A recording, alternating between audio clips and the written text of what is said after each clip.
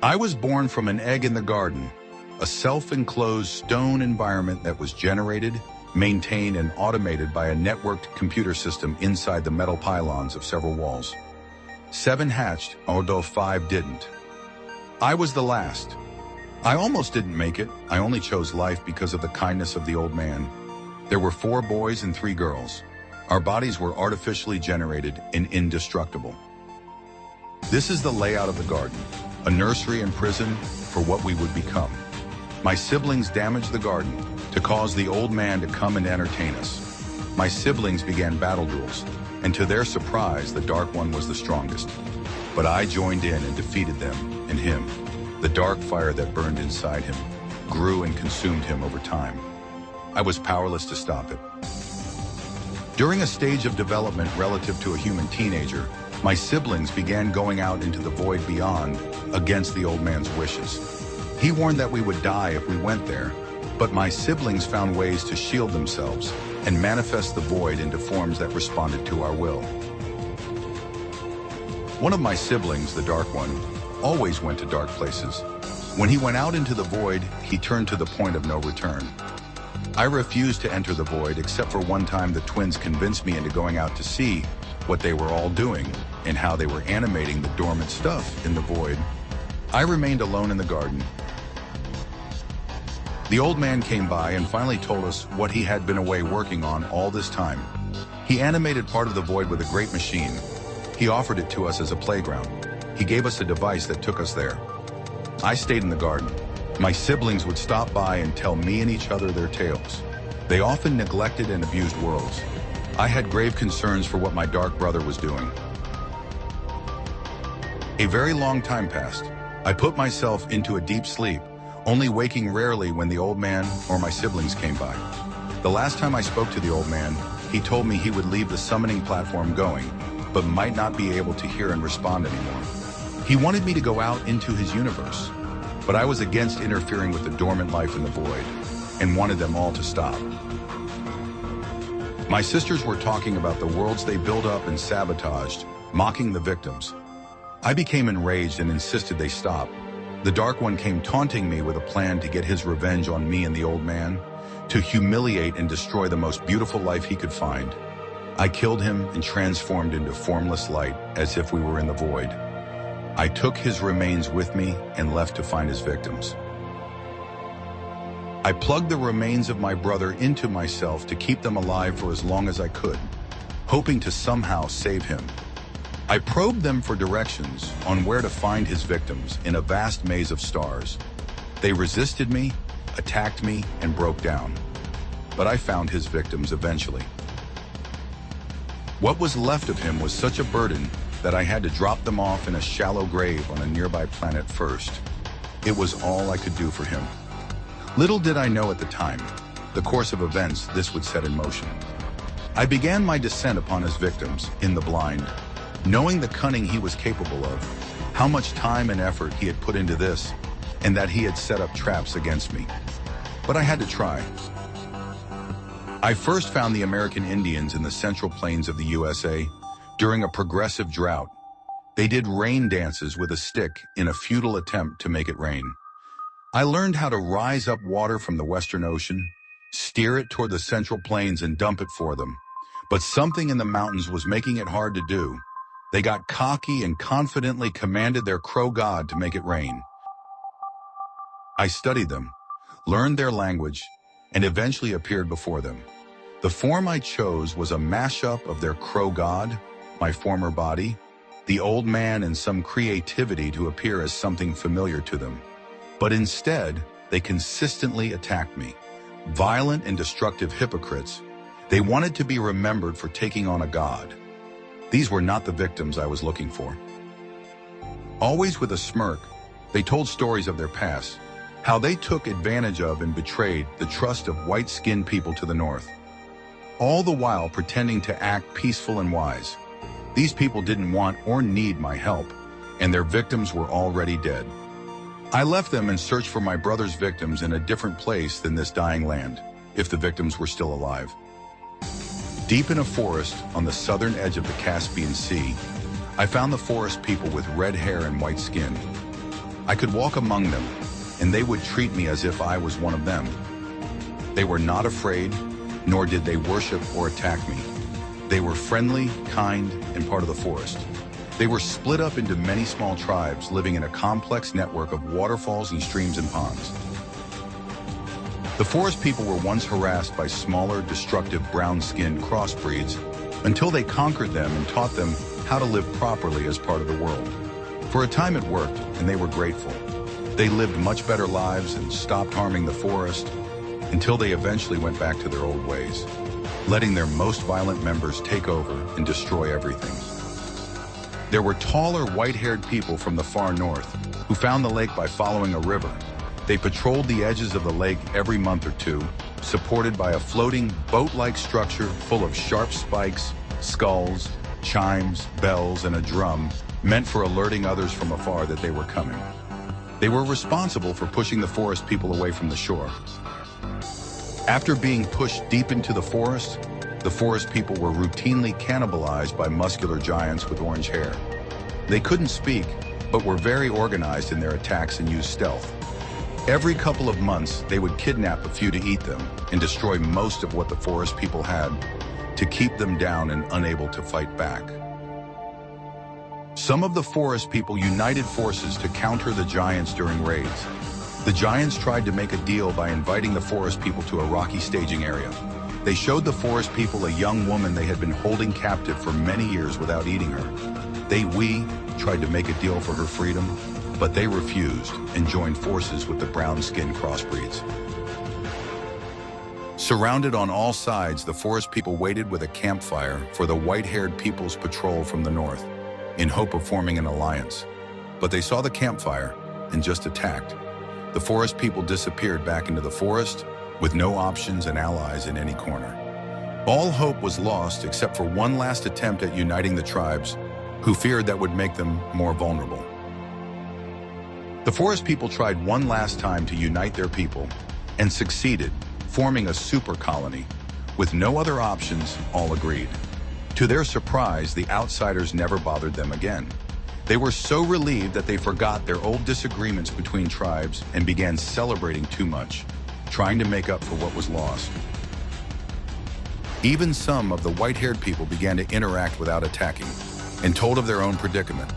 The new home they made in the lowlands where the river joins the lake was slowly flooding as the lake levels rose, causing their homes to turn into a mosquito-infested swamp. One of the forest people said they deserved it. They held their head down and agreed, not asking nor receiving pity. As much as the forest people let me walk among them, they listened to me less over time as they became absorbed by entertainment in their new carefree life. Their argument was that I would never truly understand things from their perspective, unless I became one of them. And the only way to do that was to kill my body in a bonfire and inhabit a new body, a fetus they prepared for me. As I grew up in the new body, I saw the super colony change for the worse over time. Having the drive to refine, test, and prove themselves, but not the opportunity or need to anymore, many redirected their passion into challenges that became more destructive to the point where they were getting drunk and cutting and bleeding themselves as a test of courage. Many engaged in giant sex parties. Before the super colony, most tribes were fiercely independent and only engaged and bred with those who showed exceptional qualities. But now, many were just letting themselves and their heritage go. But there was also fierce resistance, of which I was a part of. And a leading outspoken figure was an old woman. To preserve heritage, we left the super colony for a new home. Shortly after leaving the forest, we found a herd of bison. We followed them across vast grasslands to the southeast, using them as a food source. Learning how to herd them, we would constantly scare them into migrating. There were a few small forests along the way, not suitable to sustain us. The old woman became too weak to follow the bison, and we had to leave her at one of the small forests. After reaching mountains the bison couldn't climb, they took us east until we had them cornered in a grassy field blocked off by a permanent river system on all sides, mainly the north, with a current too strong for them to cross. We set up our home south at the choke point, penning them in. By now we learned how to keep them herded without scaring them off. Maybe they also got used to our presence. Every full moon, we would stealthily take out a big male on the outskirts of the herd, stabbing them in the throat with one of their own horns.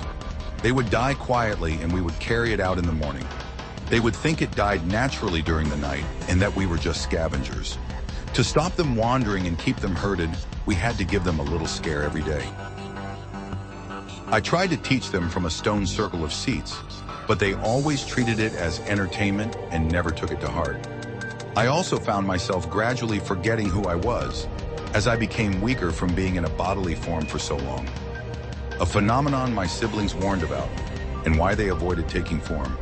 But I accepted this fate, and always focused on my mission so that I would never forget that. Visitors with white skin, brown hair, and brown eyes from a larger human tribe to the northeast came to visit us. Considering our past experiences, we were afraid and suspicious, but they were always gentle and kind, and some of them moved in with us. We never saw their home. I was loudly and vocally concerned about them breeding out the forest people's traits, and mothers kept dying during pregnancy.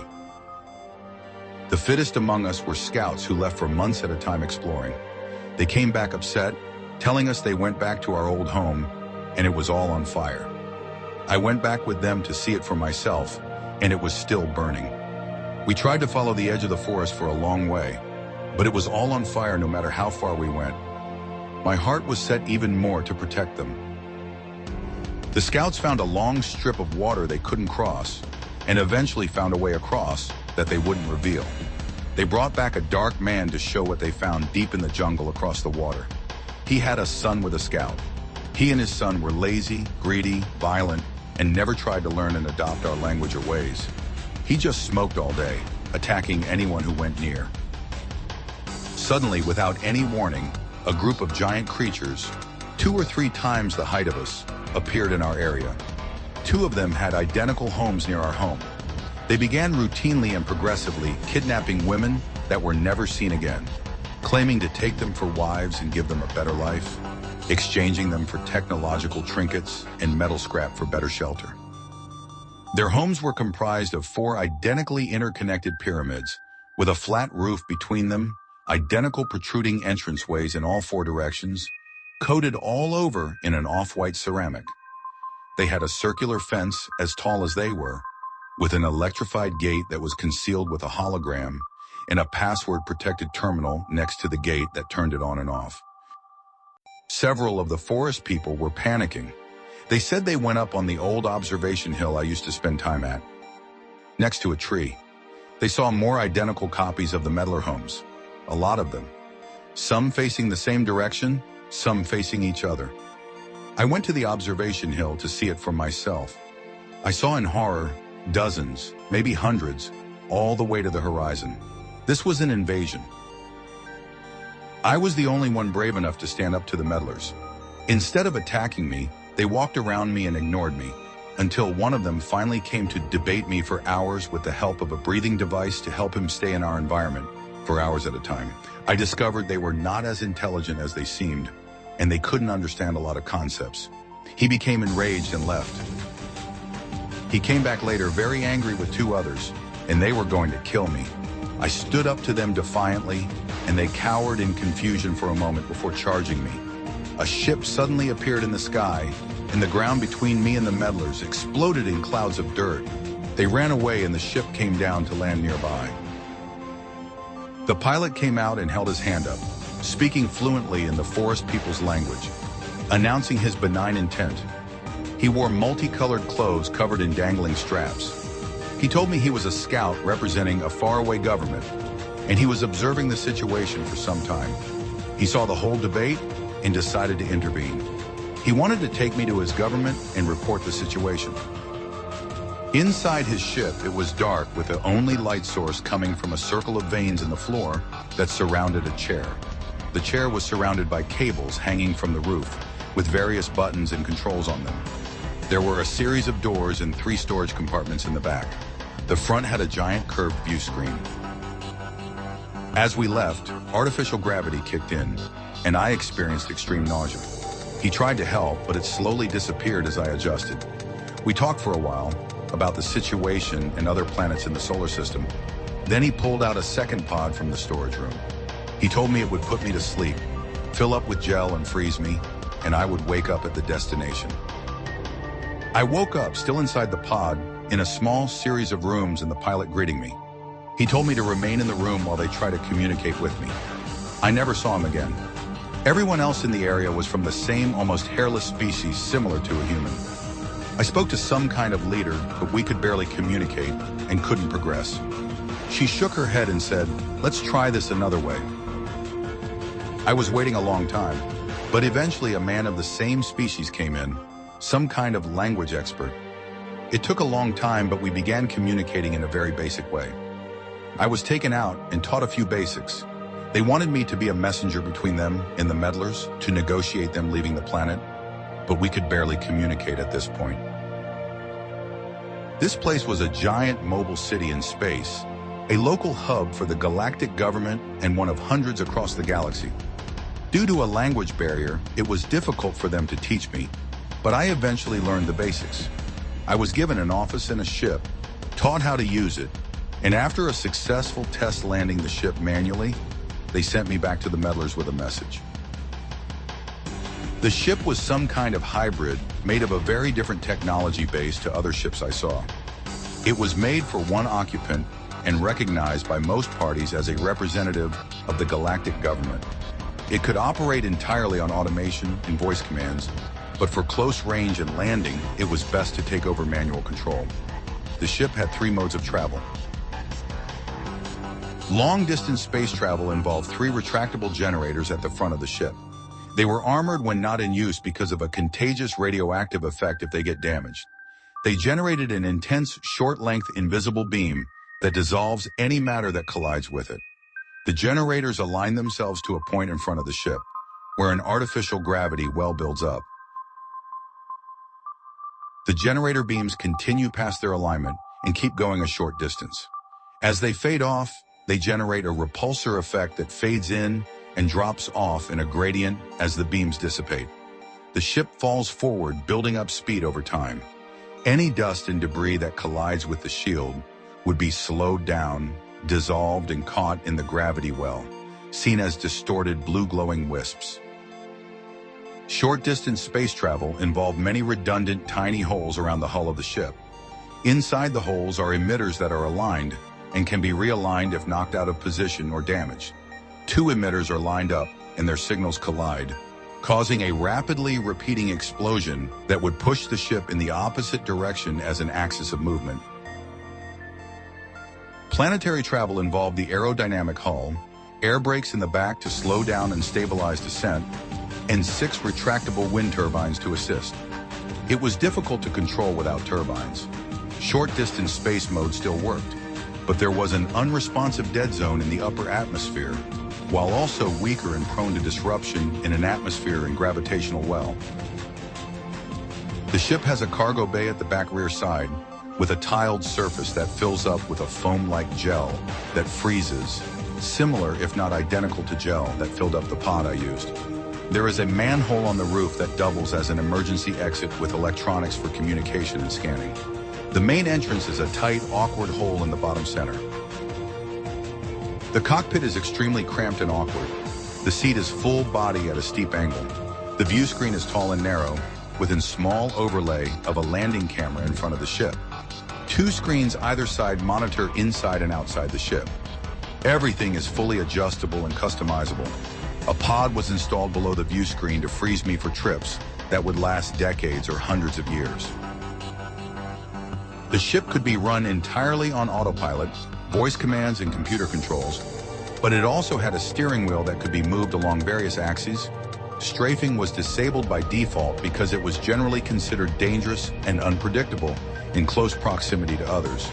It was used sparingly and courteously with warning before using it, typically only for alignment during docking. I returned to Earth as a messenger back and forth, representing the position of both sides and mediating where I could. The meddlers stalled as long as they could, leaving a few times only to be back later. There was another party too, hiding underground for more than 1 billion years as separatists from the old war that ended 1.282 billion years ago. Called watchers in a derogatory way because they watched and did nothing, I spoke to them through a terminal on a mountain rock. They were only allowed to stay if they remained underground, didn't interfere with the life on this world, and intervened if others come, which of course they didn't. They were always aggressive and defiant, insisting on no contact by anyone under any circumstances. Each trip back and forth meant saying goodbye to everyone I knew. With rare exception to long-lived species, they were long dead by the time I returned. I learned more of the situation as time went on. The old war, the temporary truce conditions between the two sides who disappeared, the establishment of a galactic government 1.282 billion years ago, and that there was more they weren't telling me. The forest people migrated west over time as others, mostly violent crossbreeds, moved into the ruins of their old homes. I helped and taught the forest people whenever I returned. They gave me a wooden and later a stone totem to remember them. One time I met a survivor from a previous trip. She showed me the necklace I made. She was very young the first trip, elderly the next. Most trips were much longer. Whenever I returned to the galactic government, they always had one language expert who could speak my language and interpret for me. I was upset they took my wooden totem from my office and destroyed it. They told me it began to rot and became a hazardous material, so they had a metal cast made of it.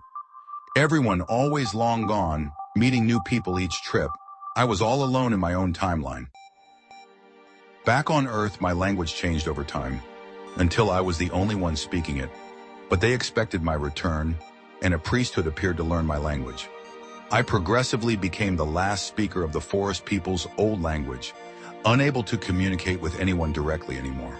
In time, even the priesthood disappeared, and I finally met the meddler hybrids in a now submerged Persian Gulf city.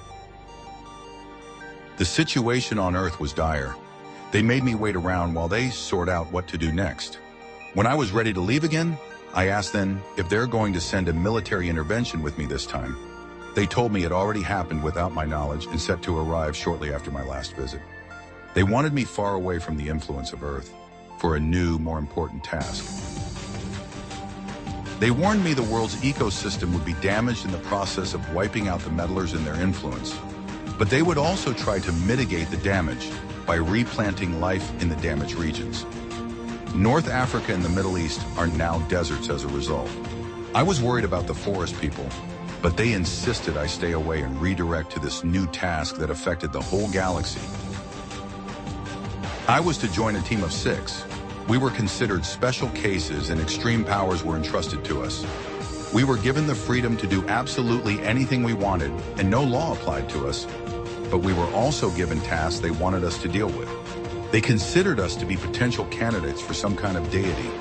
Our bodies were extensively modified to support long life and space travel. My body could not survive any more trips due to a progressive sickness that affects those who travel too much. But not anymore. Organs were replaced, my skin replaced with an armored mesh that could survive an explosion, meaning no more clothes.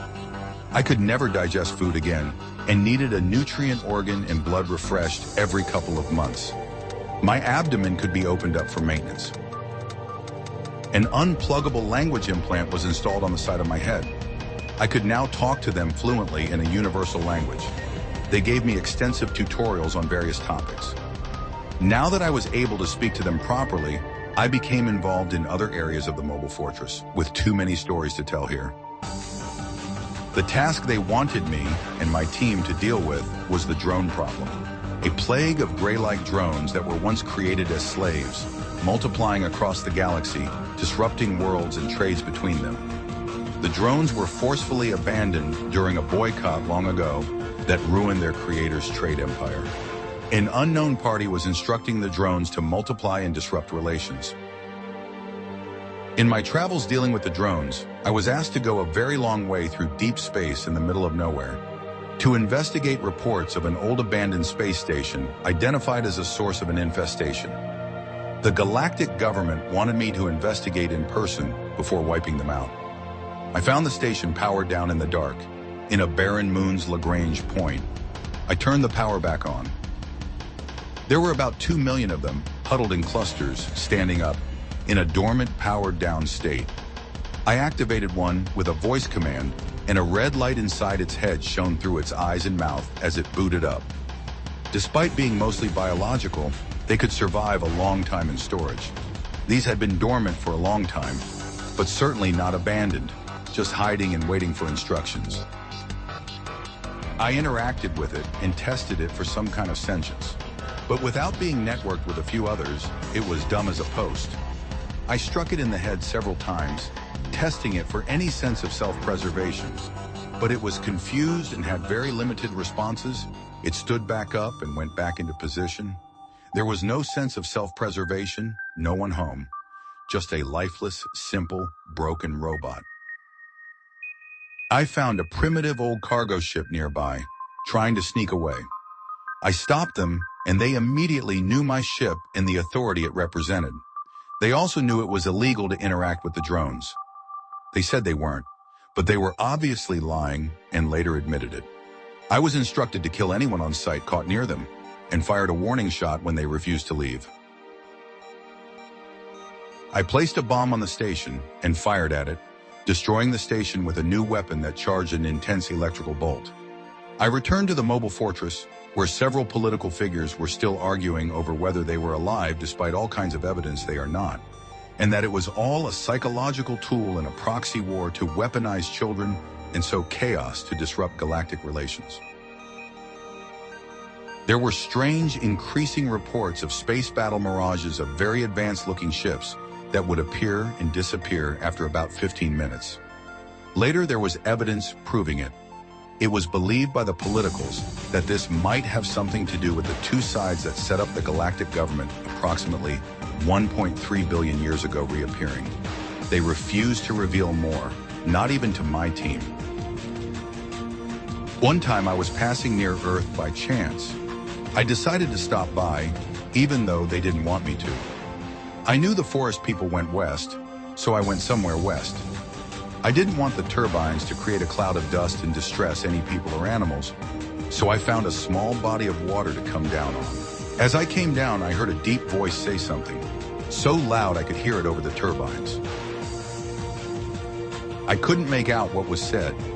I came down to see a small crowd of old men in dirty robes, doing some kind of ritual in shallow water. They all froze and looked up at me in awe. Something was off. I had the impression that I walked in on something and don't belong here. They just stood frozen and staring. I decided to leave. As I go up, one of them with curly red hair bolted off into the distance. I returned one time, and a member of my team was convinced they were hiding something, yet wanted us to know. Being an expert in the political realm, she set up a meeting and told me that if it's true, they would respond in a very unusual, cryptic, and intentionally obvious way to specific questions.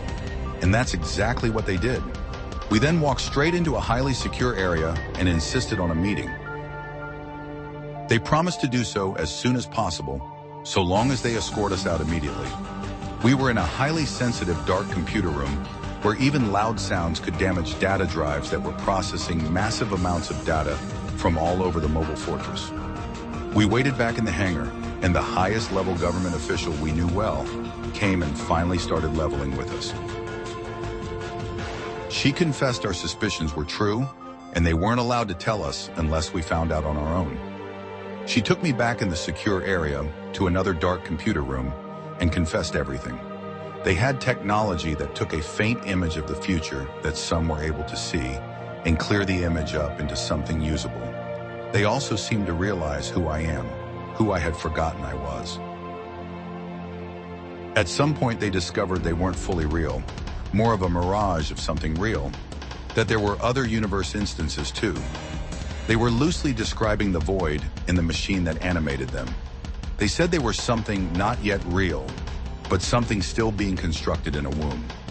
Not fully solid, half there, and their universe was doomed to collapse due to some big mistake they made. For some reason, it was important that our team had to figure enough out on our own, and one of us had to volunteer in a one-way trip, disassembled in a pod, and part of us sent through a divergence point, back in time to a certain critical point where the mistake happened, grafted into a fetus of our choosing. It would be a very hard life, and a lot of our memories had to be censored to protect the mission. The mobile fortress was parked near the Sol system. They updated me on the complicated situation with Earth. A branch of mankind was under evaluation into the galactic community after breaching space. Various parties with an illegal history on Earth staked their claim on it should the evaluation fail and mankind get wiped out and deemed an unacceptable threat to the galactic community. While the galactic government broke down and the drone plague multiplied out of control, the Earth situation was pushing major parties into war. Earth was caught up in many things, all at once, and the two parties of the old war seemed to have set Earth as the stage for the final solution and an outsider expected to eventually arrive and solve it. Claimants on Earth were violating the quarantine in each other's name to disqualify each other's claim. One of my team first volunteered to make the sacrifice, but I stopped her. I swore to protect them. It was my sacrifice to make. I was briefed on the situation, and while prophecies like this were not usually taken too seriously, they took these prophecies very seriously, suggesting I am the one they refer to. With help from my language translator, I read the old book they gave me. I wasn't convinced it was me, but I still had to go to them. Their situation was dire. Earth was decimated by an old war. Mostly tundra was left, no trees, and what was left of mankind lived in a few high-tech megacities around the world. One was inland on the east side of the US. The cities had hidden weapon systems that would shoot down alien craft that went near. To avoid being wiped out and failing the evaluation period, they caused a permanent delay to its conclusion by becoming strict separatists in these entrenched, self-sustaining megacities who had abandoned space travel and strictly outlawed it. No one was allowed to live outside these cities. Earth was no longer a threat to the galactic community, but their predicament was horrific. They wanted me to see for myself and let me remotely fly a drone. I flew across central North America, seeing nothing but tundra and grass. No trees, no animals. I went to the eastern megacity, north of New York. I found a way to sneak in with the drone and found a human out of sight. After startling him, the drone translated for me. He was reluctant at first, but eventually opened up to telling me the world as it is now and how it came to be. He told me that most of history is lost. There was a big war that happened, destroying the ecosystem. It sounded like he was talking about a nuclear war. Some data from old buried disks were recovered from those times, but not much to go on. The remains of New York down south were a museum. Mankind had a problem they couldn't identify, something inside their disposition that would always cause them to self-sabotage and become corrupt. Freedom was tried a few times, and it worked for a time, but fell apart. Politicians were given brain implants to monitor them for corruption and control their behavior, becoming a shell of a human. A supercomputer AI gradually took over everything, political and otherwise, and completely automated the cities as instructed to do. Destructive traits were bred out, and humans were constantly molded into a template. The people I saw all looked about 80% white, 20% Japanese. They were bred to be docile and conforming, but it never worked well enough, and there was a long-standing violent resistance. The humanity was bred out of them, and they were closer to a Borg drone psychologically than a human. Their day typically involved doing ritualistic chores and tutorials of history, simulating what humans used to do. Different colored lines everywhere, telling them where they can and can't go. This wasn't life and civilization. It was a simulation of it, and a fate worse than death. Anyone who broke the rules, didn't do their daily chores, or walked over a colored line was brought to the AIs for judgment. Punishment often involved removing brain matter or ineffective implants to monitor and punish thoughts. It was more a deterrent than anything, in the false name of medicine and health. This place was a 1984 psychiatry dystopia. There was nothing left of them to save. For some reason, it was critically important for me to not only volunteer what could not be asked, but I had to freely choose the host body myself. It was eventually narrowed down to 3 options: one in the UK, one in Japan, and one in Australia. I chose Australia for a variety of reasons, and they were relieved telling me it was the clear best choice. They sent me back because this was not a free will choice from mankind, but the work of various external meddlers, and that was somehow the cause of their universe collapsing. I now know what they were hinting at. It was him, his plan and poison, still playing itself out, even after he's gone. An outsider started this, and only an outsider can fix it. And I'm the only one who knows how to fight him. I wanted to go without letting my team know, but they found out and we said our goodbyes in the hangar. The politicals told me I would lose most of what I was, including most memories, but they would use implants to ensure I remember enough. This was a one-way trip, a suicide mission. And even now, a lot of information was kept from me, with what's left of my memory, names, and places censored further. I went into the pod and closed the door. I still have no idea how all this worked, how I would be disassembled, reassembled, sent back and grafted into the fetus.